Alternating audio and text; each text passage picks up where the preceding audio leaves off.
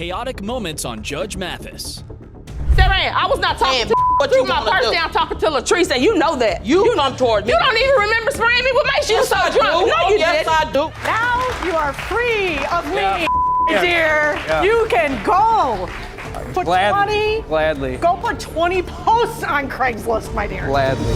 There's nothing better than a catfight, especially when it's between two cousins. Sarah Rogers and Tanisha Taylor were out at a club, having the time of their lives, when a fight broke out between the two.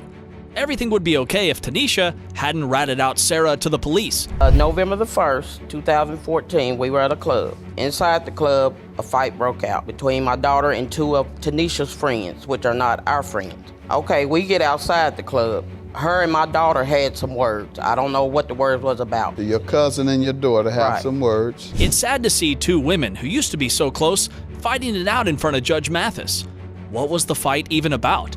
Well, both women were at a club one November night when serious stuff went down between Tanisha's friends and Sarah's daughter. She put her hands on your daughter? No. What made you think she was going to physically Because attack the way you? she come at me, Your Honor, she come at me like, B, what do you want to do? And then what happened after that? After that, I left. I So walked she's away. coming at you like she want to get you. Yes, after I You made spray her, her. she just said, and turned Yes, around she did. and walked on the way. Yes, she did. Yes, she did. Now, when Sarah saw that Tanisha was coming in to attack her, she knew she had to defend herself. There was no way she was letting Tanisha hit her.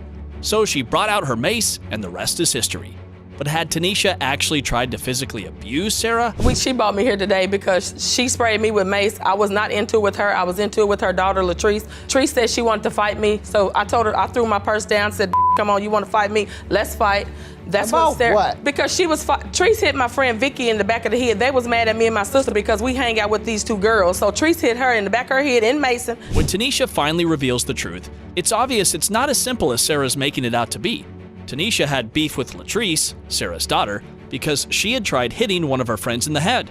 And Tanisha only wanted to be a good person and support her friend. Your Honor, she sprayed her husband, my sister, our cousin. They all got sprayed with mace, not just me. She's a maniac, Your Honor. No, honey, you's a fool. You's a fool. You's a fool for having me arrested. I didn't have you arrested. Oh, The police arrested you. You got my statement. I got my statement. I never once said that she hit me with a bottle. That's when things start going crazy between these two, and they start fighting in court.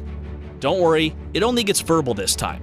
Tanisha says that Sarah went crazy that night and started macing everyone who was present at the club.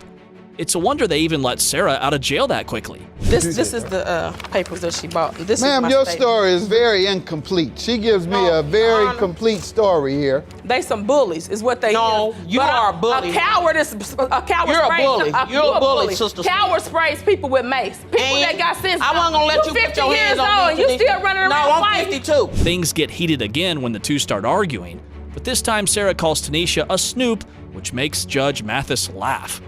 Sarah then admits that Tanisha likes to snoop into anybody's business, and that makes the entire court erupt in uncontrollable laughter. Yeah. The night that this incident happened, I gave her a ride to the liquor store, dropped Yes, her you back did. off. Yes, you She did. told me she loved me. Cousin, you don't love me. You sprayed me with mace. Well, how you She love me shoulda- if you gonna go against me? I didn't go against you. Yes, you did. I didn't know what. Why you come up to me acting like you gonna knock my head off? Sarah, I was not talking Man, to what threw you my wanna purse do? down talking to Latrice, and you know that. A lot of people ended up as victims of Sarah's mace that unfortunate night. But then a month later, the police show up at Sarah's house with a warrant for arrest because she hit Tanisha with a beer bottle.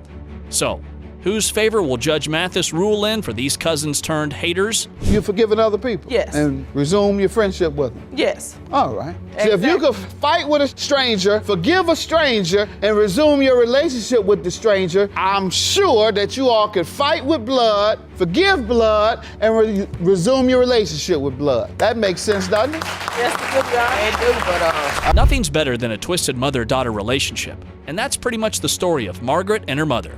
Margaret thought she had a healthy bond with the woman who gave birth to her, but turns out it's not all roses and sunshine. Well, my mother and I were best friends. Me and her were best friends until she started to hate my husband that she actually introduced me to. When she started to hate him? When his father left. And she sent for him to come to Iowa, and he left with some of her money. And he actually was Who with left with some of her money? his father did. Okay, so she took the anger out on him. Correct. Judge Mathis asks Margaret to start off with her story. She begins by telling that she doesn't understand why her mother has a problem with her husband, when it was Lucretia who introduced them to each other. Then she reveals that it was Lucretia who gave Margaret's husband's father some money. So it could have been $5 for cigarettes. No, I doubt it. Now, you doubt it, but do you have an estimate? No, I don't have an All exact- right, well, you don't know what you're talking about. Okay. Don't come here talking about your mother give money to men, and you don't know what you're talking about. She currently, Your You know, I Honor. don't play that just saying anything about your mama. Yes. Don't Well, play Your Honor, that. she said- Not here, wrong court. Now, it's Lucretia's turn to share her side of the story. According to her, Margaret was raised in the best possible way. She was throwing parties, and they bought her amazing presents. They even struggled so hard for her education. So why is she now married to a criminal? About, I'm gonna say 3 years ago, she got with her husband. She says now, he's manipulative. He uses her. He's in jail. Like, he has an influence on her mind. I'm not gonna downgrade him, but she went to jail. He's in jail, prison right now. She For went what? to the jail and for guns in Iowa. And she went to the jail to marry him. A truth bomb lands when Lucretia reveals that the husband had been physically abusive to her daughter. He ended up getting a restraining order, but then Margaret has a different perspective.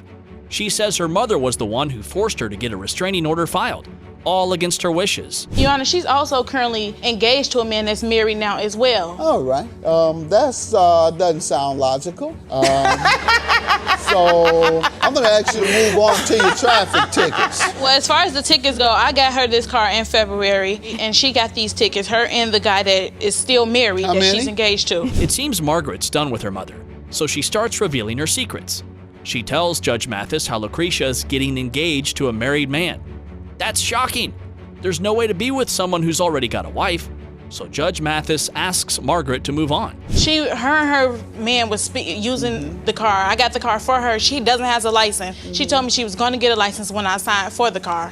And she's been speeding in the car, except the ticket in October. I do not have She that. hasn't paid any of them? No, she has not. Ma'am, what do you say? I did give her $75, and the other tickets I'm not aware of. It's time to settle down the business of these traffic tickets. Turns out Margaret got a car for her mother, but Lucretia really hasn't gotten her driver's license yet. So Lucretia's man is the one who drives it around and ends up getting fined. Now, they owe Margaret some money. Okay, Judge, they go to a P.O. box. So she said they come to my house, but this is a P.O. All box. right, only. that's your only defense. You didn't get them, but now you have them, so you got to pay. And you say you gave her 75, and you believe she didn't put it toward the ticket? She give you 75? No, she did not. All give right, me good enough. I $75. believe her over you. Your credibility is shot today. Judge Mathis is not coming slow with how he's scolding Margaret. After they filed the restraining order, Lucretia got Margaret an apartment, but then when she didn't pay rent, Lucretia had to take matters into her own hands. Can the judge help this mother-daughter duo? Judgment for you with regard to the collections bill, $1,924, and a judgment for her is the amount I think you owe for the tickets. I am going to take your word that you paid $75 of the tickets. Next time, go somewhere else. Don't go to Judy, though. She ain't gonna play with you either. Nothing like an engagement ring to bring out your wild side. Courtney's engagement was full of drama, but it's landed them into court now. Right after putting on a ring on each other's fingers, Sean was caught posting naughty pictures of himself on a dating app. I am very protective of my children. I did background checks on him, but if you look at the kid, he's cute. Somehow he just right in under the radar, and I believed everything this kid said to me. He started dating my daughter. He needed somewhere to stay. I let him stay and live with us against everybody's better judgment, all my daughter's friends. Courtney's mom, Brandy, isn't very easy on the people her children date, but somehow she made an exception for Sean. Everyone in their house thought that Sean was different from the other men, but soon enough, he proved them all wrong. Go ahead, ma'am. So after the whole engagement, then we get to the point of 2 days after he proposes to her, he's posting ads on Craigslist with pictures of his and pictures of my daughter with no clothes, trying to find a woman that satisfies him because his future-to-be fiance doesn't. And from there, Your Honor, it went downhill. When it's time for Sean to share his story, he starts off by making a load of excuses. He says that his relationship with Courtney was always doomed because Brandy would be constantly interfering, and now Courtney's dating one of his friends. What a betrayal. The Craigslist thing was a lie, otherwise the rest was pretty true. Otherwise, everything else. Why did you leave the relationship so quickly? I was sick of the being... What did your girlfriend do to you? She listens to everything her mom says. It's just all the drama, and I just couldn't take it anymore. It was Give me an example. just the drama. Give me an example. I know. I heard you she the drama, always the drama. accused- Give me an example. Once the evidence is shown to Judge Mathis, even he's calling Sean nasty for going on a dating site 2 days after his engagement to Courtney. Why? so he could find someone to satisfy his needs. Shouldn't he be thinking of his fiancée? Okay, so he dated your friend prior to you, though. That's a lie, Your Honor. She didn't know her for All that. right, you want to get to the rent and cell phone bill and engagement ring you're suing for, ma'am? Yes, sir. He moved in with us in July, stayed July, August, September. I got no rent. What was the agreement on rent? The agreement was $300 a month. That Okay. was groceries, everything. The worst part is that Sean would end up pleading that he's broke, and since he looked so adorable, Brandy would end up doing whatever he wanted. When he wanted to propose to Courtney, it was Brandy who loaned him the money to get a ring that was worthy enough for her daughter. I let Courtney take him to the store. He put a phone in her name because she's got good credit, and he paid one bill. That was it. So then I'm stuck with a phone with a line that he's not paying on. Canceled his debit card that was paying on it, and that was the end of it. So that's what my phone bill is, and I have receipts for all that. What amount are you asking for? $143.99. Brandy let this man live in her house, even gave him food and shelter. Yet here he's being ungrateful and saying he never signed a lease, even though they had a former agreement regarding how he would live under their roof. Sounds like this man's just full of excuses. And ma'am, he says that the agreement on the rent was that he would buy groceries. For $300, he bought nothing. I buy paid for groceries? Yes, everything. I did, Your Honor. Would you sell your stamps? No, Your Honor. Well, she did show up to my house, threatened to beat my aunts, threatened to beat me up, threatened to come to my job, which I do have a witness statement from my aunt expressing all this. All of these reasons ended up forcing Brandy to eventually sue Sean, not only because of how much he used her and Courtney, but also over how he took advantage of their kindness. In return, Sean wants to countersue them. Whose side will Judge Mathis take? All right, ma'am, I'll grant you $1,586. Your counterclaim is dismissed. Now you are free of me, dear. Yeah. You can go. Put 20. Gladly. Go put 20 posts on Craigslist, my dear. Gladly. Yolanda and Laura are cousins who have found themselves in a pretty chaotic mess. Yolanda doesn't like the fact that her cousin smokes too much pot. Once, she got so high, she told Yolanda that her ankles were missing. But is that why she's suing Laura today? She's my first cousin. We had a very close relationship, like we were sisters, and we would do everything together. And then she calls me whenever things happen to her. So, now for the record, I've never smoked marijuana. When Yolanda tells the court that she's never smoked marijuana, Judge Mathis immediately jumps in and tells her that means yes.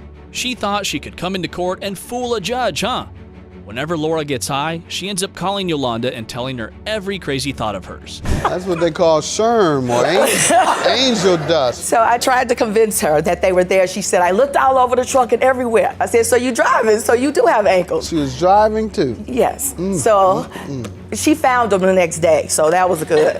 Let me hear from you, ma'am. Give me some background. Well, as she stated, we are like sisters. Laura comes forward with her side of the story and mentions that yes, she smokes pot every now and then, but she doesn't like that Yolanda makes her the butt of the joke all the time. You say you saw a cross between a deer and a zebra. You're sure of that? You making me unsure. Tell me about the medical bill you're suing her for. She should be the one with the medical bill. But go ahead. We were coming from a restaurant, so I was dropping her off at home. But I had to use the restroom, so I said I'm gonna come in and use the restroom and then leave. She loves spending time with her cousin, but it's not fair to be bullied like this all the time. Now this is the true reason why Yolanda's suing Laura for $500. Turns out that she needed to use Laura's restroom for a bit after a night of hanging out, but one of Laura's dogs went after her. Things got worse when the dog bit Yolanda and she ended up in the hospital. She has two dogs. One is a Chihuahua, he's okay. The other one, I think he's a chow. He barks violently all the time. So when I entered the house, he was there at the door barking, he's just a violent little dog. He was barking, so I said, Laura, get the dog, get your dog. Shut up, Henry, this is what she's doing. Shut up, Henry, shut the up, Henry. What does Laura have to say for her dog's bad behavior? Apparently, it was Yolanda who provoked the dog because Laura had already put a leash on her pet. Once Yolanda stepped out of the bathroom, she ended up yelling at the dog, which made him even more angry. She doing the Oh, dog you're like lying. this. Shut up, shut up, shut up, shut up, shut up. At this point, I got my dog by the collar, by his Is that neck, logical? By his neck, That's by the irrational collar, by logic. his neck, and she's going, shut up, Harry, shut up. You You're barking lying. at me, you barking at me. She turned around. You're a liar. Judge Mathis ends up sharing a story of his own. He says that dogs always bark too violently, and their owners end up thinking it's some cute thing to do. Usually, barking dogs never bite, but it turns out that wasn't how it went down at Laura's home. The dog was barking and so threatening to her, you had to put him on a leash. Now, if the dog wasn't threatening to her and you didn't believe the dog was threatening to her, you wouldn't have put the dog on the leash. And then you did not, after putting the dog on the leash, restrain the dog properly. It's pretty cool how Judge Mathis figured who was really making stuff up here. If Laura knew the dog was a danger to her cousin, she should have put him on a leash already. Yolanda's insurance has paid most of her insurance bills, but now she wants Laura to pay the rest. That was horrible, ma'am. That was horrible. It's healed now. I'm not gonna be able to sleep. Man, that wasn't right. Matter of fact, folks, I'm sorry, this is our last case today. After that judgment for the plaintiff, and that's it for the day. I'm going home.